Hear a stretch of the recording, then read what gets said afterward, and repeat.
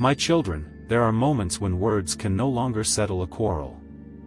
Moments when pride becomes anger, and anger becomes war. At Dagbe, the armies met. The battle was short, violent, confusing. And when the dust finally settled, Asogli had won. The raiders fled. Kwame stood among his warriors. He had won the battle he came to fight. But as the sun began to fall, he looked around the camp. 12 sleeping mats were empty.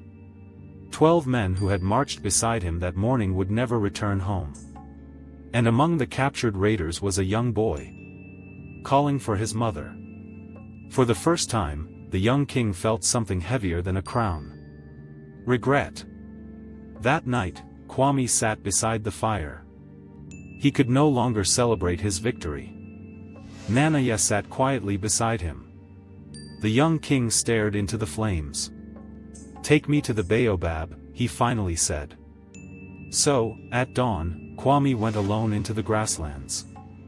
There stood the ancient tree. Its trunk was wider than 10 men standing arm in arm. Its roots gripped the earth like the fingers of an ancient giant. Kwame sat beneath it. And for the first time since becoming king, he listened. From behind the great trunk came an old woman. Her name was Mama Adjoa.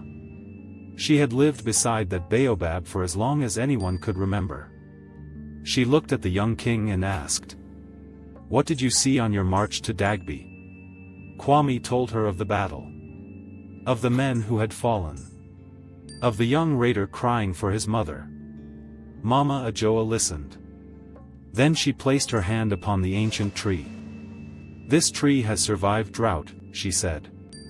"Fire, lightning, storms. But look at its roots." Kwame looked down.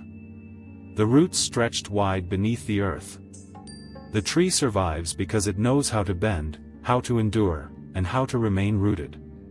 She looked into his eyes. A king is no different. If you rise too high without remembering your roots, the first great storm will bring you down.